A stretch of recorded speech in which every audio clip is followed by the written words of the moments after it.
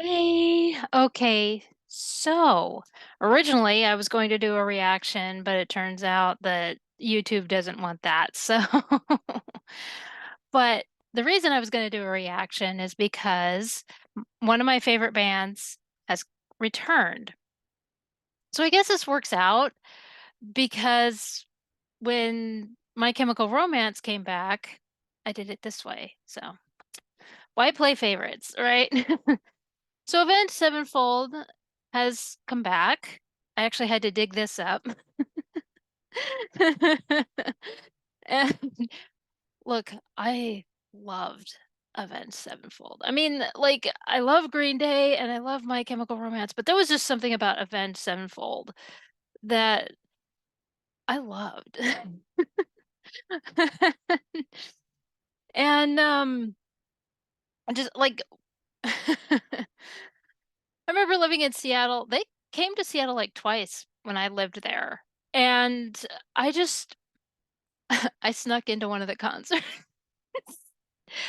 I think one of the, guys actually caught me and a couple of the people that snuck in because originally, uh, one of the classmates one of my college classmates said that he had an extra ticket and that he would meet me there. Yeah, I fell for the scam, and, so I was there waiting and everything, and then I finally realized, "Oh, okay."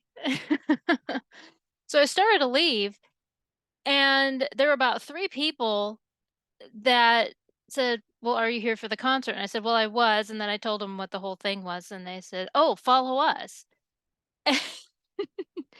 So we snuck in, and, oh, they put on a hell of a show because it's all fire and all this stuff. It's amazing. But yeah, we were wandering around in the back and everything. I don't know which one. It could have been a security guard for all I know, but I think it was back in November, I told my dad about it and he was like, "Oh, okay." I swear if I had told my mom that story, she would have had a conniption about it. And but I mean and I was the reaction that I was gonna do was to Backcountry. The radio station here overkilled on Backcountry. And it seemed like that was and there were, like, certain songs that the radio station would play over and over again. Like, we heard, um, Boulevard of Broken Dreams, and because I understand that there are certain songs that they could not play, you know? But it was like Boulevard of Broken Dreams we heard over and over and over again. I don't think I mean, I don't remember them playing, uh, My Chemical Romance, at least around here, and but yeah, and but yeah, Backcountry we heard constantly. And the funny thing is, like, I heard the song, but I didn't see the video, and or maybe they did play My Chemical Romance now that I think about it, and, I think it was The Ghost of You. Anyway, um, but I didn't see the video for Backcountry, and I worked in a body jewelry store here in town. Oh, the stories in that one. Anyway, and there were these kids that would come in, and of course they would give me a hard time. And but there were these 3 kids that came in practically every day. And they would talk about this video where it was like an acid trip. And I'm like, "What are you talking about?" What do you And they were like, "Yeah, there's like these distorted faces and all of this stuff." I was like, I don't I don't know what you're," and he's and the one kid that seemed like the main, the leader of the pack and everything, he was like, Yeah, and the one guy is hitting bats with a fly swatter. I was like, "What? This is weird." And and, so I had no clue what they were talking about with this music video, but the thing is that they didn't know the name of the band, and they wouldn't talk about the lyrics. I said, "Well, what are the lyrics to this?" They were so busy watching the video that they didn't really know the song. And to be honest, I probably would be in the same like, "What is happening?" Well, anyways, about 3 years later, and I was in college, and and I had friends who were heavy into Avenged Sevenfold and all the bands that I was into and all that, and so they were showing me this video, and they said, "Have you ever seen it actually seen the video for Bat Country?" And I said, "No, I haven't." So they were showing me the video. I busted up laughing, and I told them the story about it. I was like, "This is what they were talking about." I was like, "Oh my gosh." And and in fact, at the venue, and now you have to understand that Backcountry is their masturbation song. I mean, if you've heard the music, that's what it I mean, Green Day just comes out, right? I mean, Longview, that's the song. It's not about Longview, they just titled the song Longview. I can't tell you how many people on MySpace, when they found out where I'm from, they're like, "Have you heard the song?" I'm like, "Yes, I've heard." It got to the point where I was like, "No! What is that song?" Oh, I got so tired of that song. I never thought I would. I mean, but but anyway,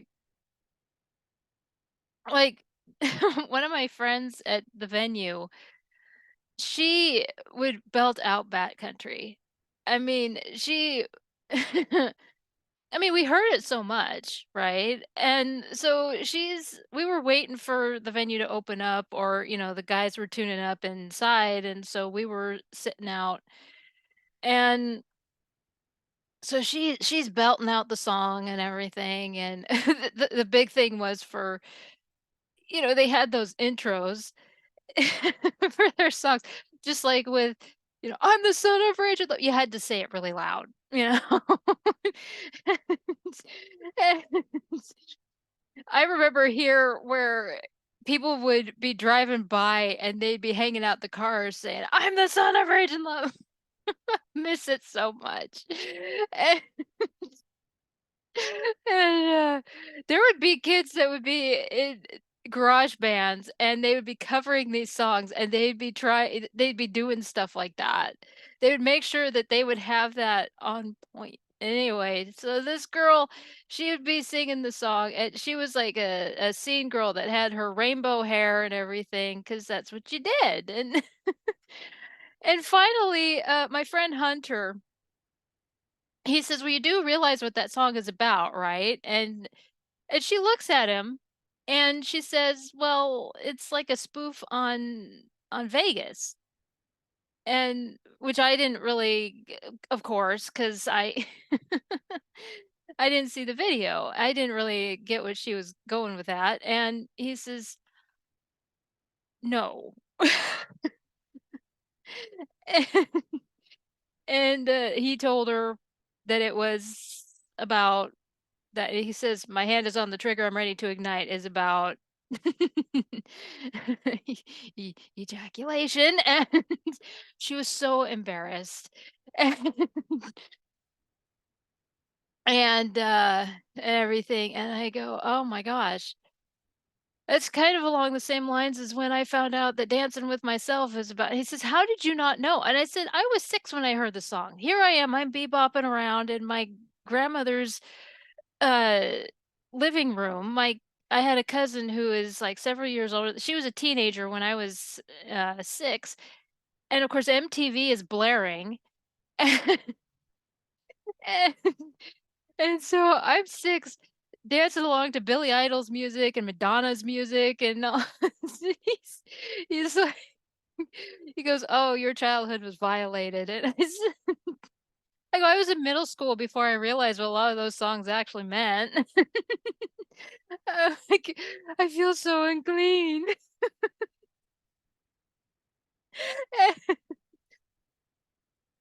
Oh, good heavens. Yeah. We also had to tell her that Wake Me Up When September Ends is not about war because of course the music video was showing this kid going off to war and everything. We're like, that's not what it means. Cuz a lot of people thought that that's what it meant and it's like, no. Oh, good heavens. But yeah. And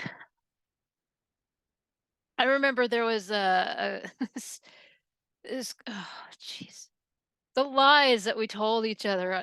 I talked about this in another video about the My Chemical Romance fans getting mad at us for the photoshopping and I said, "Yeah, we told each other lies." Yeah, we did. Well, there was one girl that she told like the ultimate lie because I remember where she told people that her aunt was really good friends with not My Chemical Romance, but Avenged Sevenfold. So, and yeah, and so she's telling this story, and every time she would log off of MySpace, she's like, "Yeah, I'm gonna go hang out with the guys," and all of this crap. And well, she caught herself. And she basically um told on herself when she said that she was going to hang out with the guys, play video games, and all of this stuff. Of course, everybody knows that Matt Shadows, or at least the fans did. Matt Shadows is like massive gamer. In fact, the band did songs for Call of Duty because his favorite game is Call of Duty. Like my favorite game is Legend of Zelda. So I mean seriously, if I had a band, we would be doing probably not, but I don't think Legend Nintendo would let that happen. I'd be like, no. But you get the idea. No, I wouldn't have a band because I mean, I've done like I've been in orchestra, I play music and all of that stuff, but not like that. That'd be really cool, but no. But anyway, but yeah, she said that she'd be playing video games with them and everything. Well, the thing is that when she said that, the band was on their European tour. They were in I think France at that point. And, and so all these people were calling her out and she was trying to no, and it's like, dude, no, you're caught. And and I guess that her aunt was pretty mad at her because there were people that were standing outside of the aunt's property to see the band. So this girl had to yeah, she and her aunt had a falling out about it and everything. So, yeah. I mean, she was saying all kinds of lies. She said that she knew Frank Iero personally. She also said that she was close friends with the lead guy from Hollywood Undead and all of this stuff. And it all caught up to her. I mean, what's that what is the point? I mean, us photoshopping pictures and everything, yeah. There were also people that were saying that when they went and saw My Chemical Romance in concert, Gerard Way just handed out his phone number. That was one of the things that I was talking about in that video. And but I can't give it to you because it was it's like, no, he didn't. But yeah, that one was pretty bad. And for her anyway. I mean, once she said that she she was gonna hang out and play video games, and then it really clinched it because she was still trying to say that, "No, it's true. They would hang out and everything, especially when they would do concerts here at the and everything." Turns out they were never in her state. I mean, it was like 2 years after the fact, and they said that it was their first time in her state that they did a concert. It was just ridiculous, you know? So, yeah, that was yeah. So I just find it funny that My Chemical Romance fans will call us out, and I'm like, "Yeah, we did. We lied. We lied to each other even back then." And so when you call us out, it's like, "Yeah, it happened." We we were horrible. You lie to yourselves now.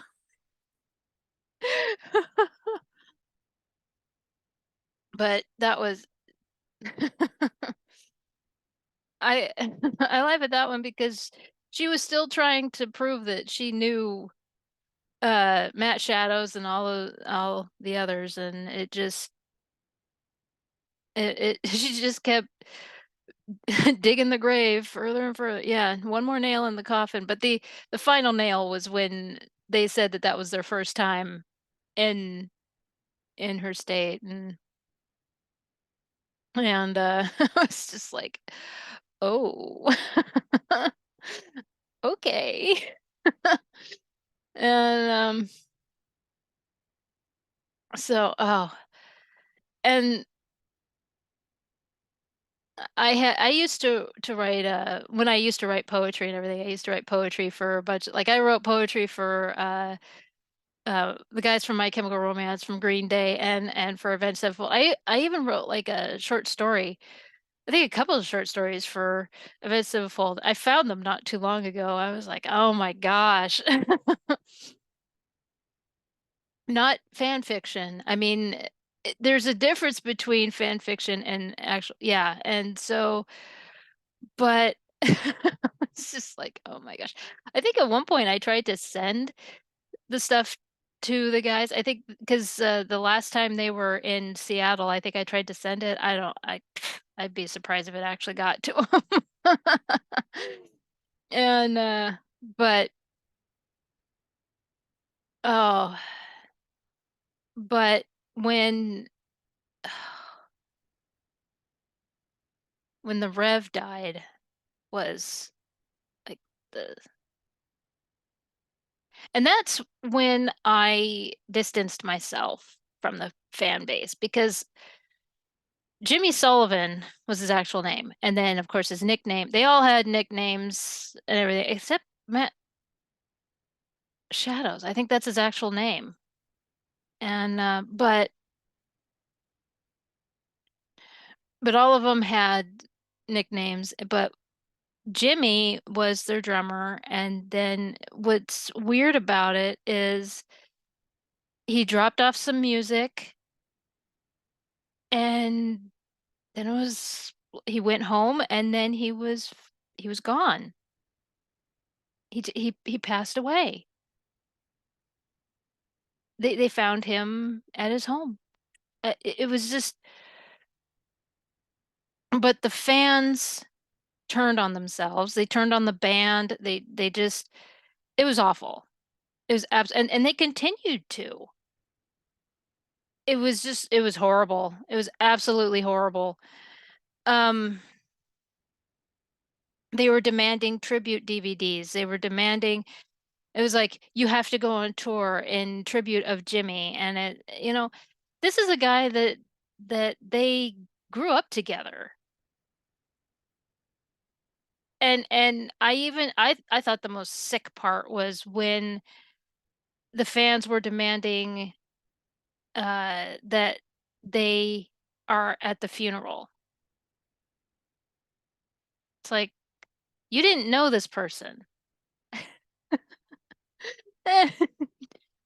I've never known a funeral where complete strangers are given access. I just thought that was so weird. It's like, "Well, he was for the fans." It's like, "Doesn't matter." Oh, yeah, that album, I have tried to prepare myself to listen to it, and I still haven't. That meme where it's like, "You're gonna do it today. You're gonna do every time. I'm just like, "Nope, not today. Not gonna do it. Not today. Can't do it." Somebody that I knew at the time, first of all, was an absolute dickhead because here I am. I'm in shock. I am just horrified dealing with this news, and they claim to be a fan, and the statements that they made were just horrible, and I I still can't believe that they said the things that they did concerning Jimmy and his death. And I just and it was like years later, uh I told them about what they said and they're like, "Oh, well, it was years ago." I was like, "Really?" Oh, no. Yeah, I was, hyped up on drugs and it's like, that's your excuse. Okay. And but anyway, the the fans were demanding things from the band. As far as I'm concerned, the band should have stepped away and not try so hard to cater to the fans. And because it was bad. It was it was really bad. And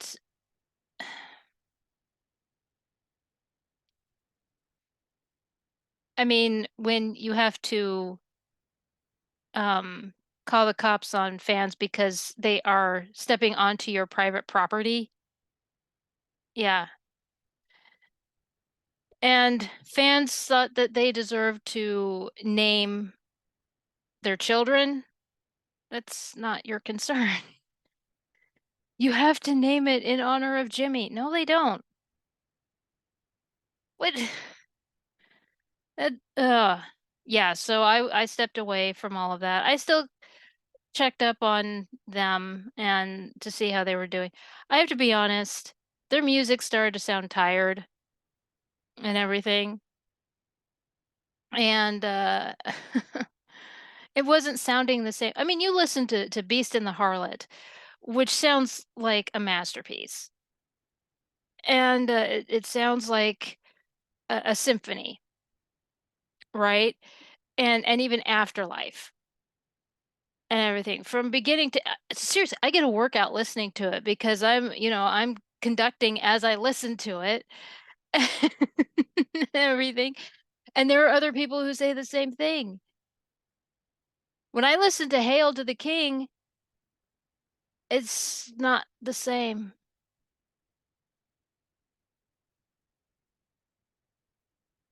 I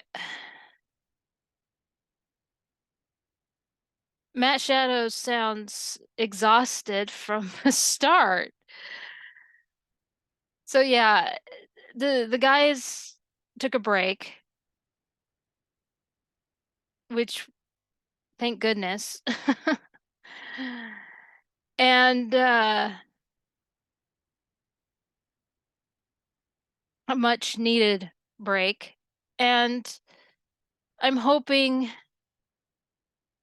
that now their music will sound like it did back in Beast and the Harlot days. And because when I heard the news that, oh, they haven't put out an album in 7 years. I was like, "Has it really been 7 years?"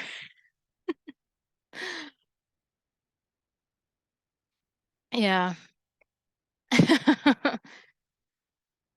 And, I mean, when you hear, "Well, they sound like middle school rock," you can't dispute it. That's the break is needed. Oh, man. I I also remember, oh, poor Zach. Zach Vengeance was picked on a lot because, in a couple of the videos, he would wear this suit, and people would say he looked like a penguin. I mean, but there was a site that would go around, I don't think it exists anymore, and it would say these lookalikes, like, "This person looked like this," or and everything. Well, there was this one thing that circulated a lot, and it said that Zach Vengeance looked like Frank Iero.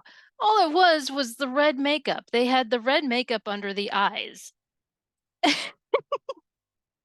And that was it. Nothing about these 2 looked alike. But the scene in Emo Girls ran with it, and there were people that were keeping it going, because and the one thing I remember is, it said, "You never see these 2 guys in the same room because yeah, well, there was one that tried to dispute it. I do remember the argument where it's like, "Well, what about the Grammy Awards?"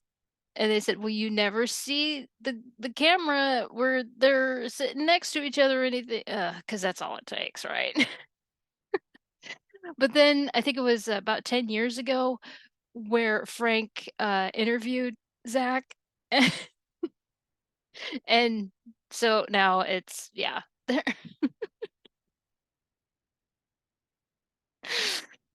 Oh, good heavens. But yeah, I just remember there was that whole thing, and all it was that red, which red eyeliner is terrible to get. Because I remember, one of my scene friends, she was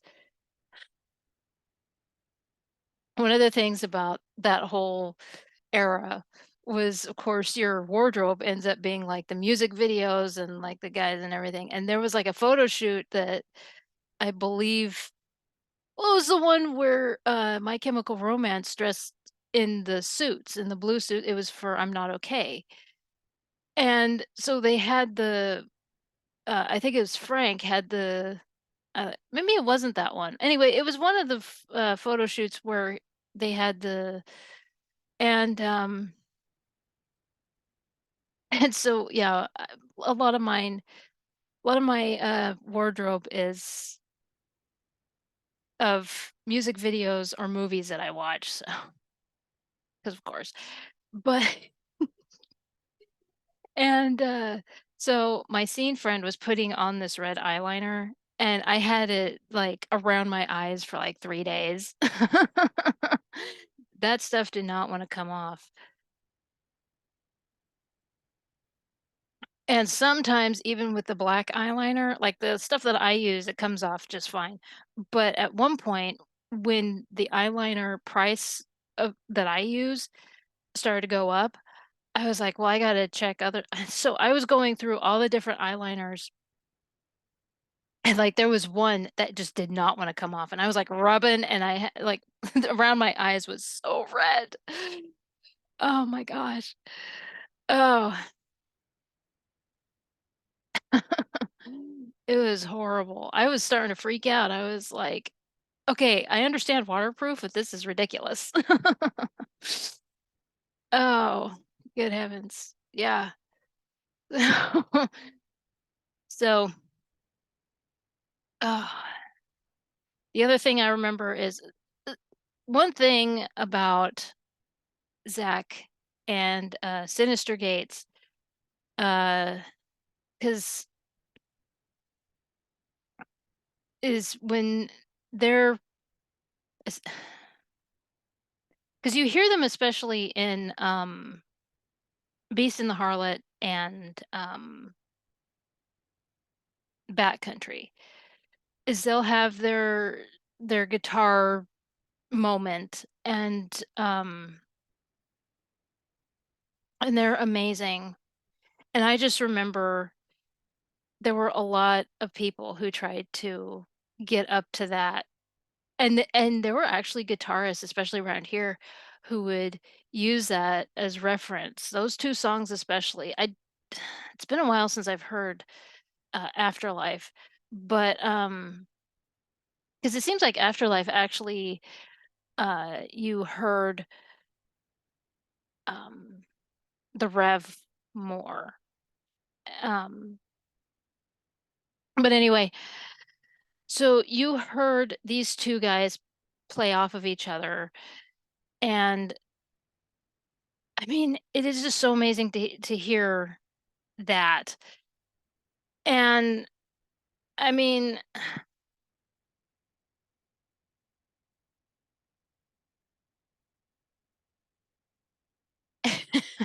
there were people that thought that they had, again, just around here, I don't know about everywhere else, but around here, that they would come to the venue and they would talk like, "Oh yeah, I surpassed Zachy, I surpassed Sinister." Like their whole goal was to show off their skills as guitarists.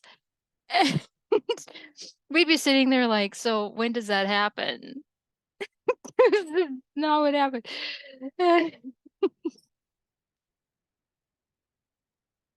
Oh my gosh. I mean, those 2, when I mean, like, I got the chance to watch Avenged on stage. And I swear, when those 2 get in the zone when they would get in the zone, it was just amazing to watch. And, I had the chance to watch the Rev. Jimmy is missed. I mean, he really is. It's just too bad when we lost him because he was an amazing drummer. I mean, yeah, there's a lot of drummers out there that are, uh, fantastic, but he was just one of a kind. He was just an amazing talent all around. And that's why I really feel like the band should have stepped back and figured out what to do. Properly mourn their friend, maybe even for like a year, year and a half, 2 years, and figure out what to do. But they were so busy trying to make their fans happy, they shouldn't have done that. So, but yeah, Zach and Sinister are just fantastic when they start playing side by side, and, I've always liked listening to them, and but but it's so funny when people are like, "Oh, yeah, I'm better than these 2," and it's like, when does that happen? I've seen it so many times, and it's like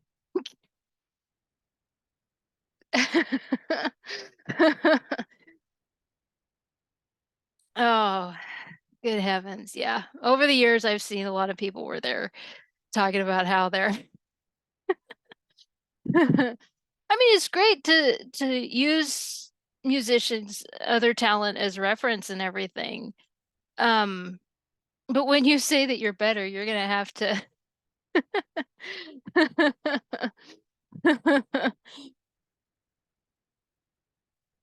Oh my gosh. Especially when it's those 2. And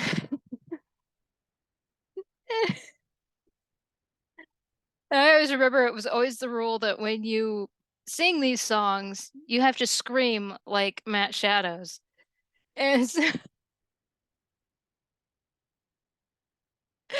I I was living in Seattle and, of course, there's the intro where they say, "He who makes a beat" with backcountry, "He who makes a beat" is they say that whole intro.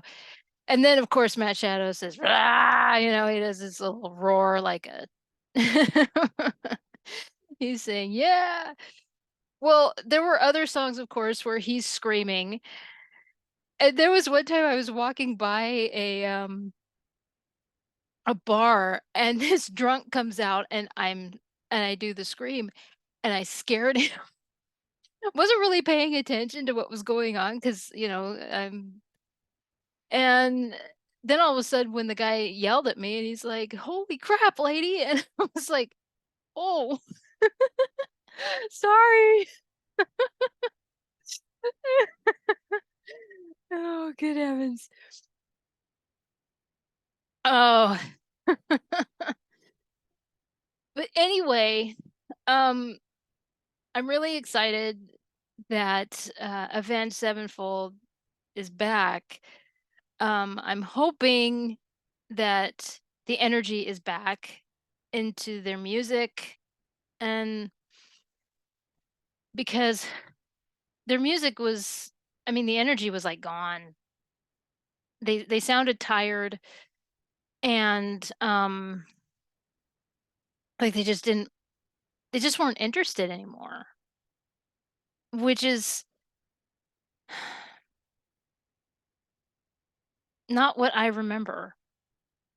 You listen to stuff like, Beast and the Harlot, Afterlife, and all of that, and, one of my favorites is Trashed and Scattered and all of that, and so you look at those, and then with all the memories that I have of this band,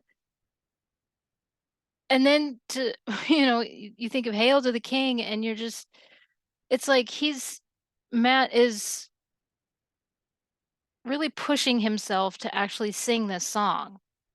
It's like, "Fine, I'll sing it." It's just like, oh, man. So,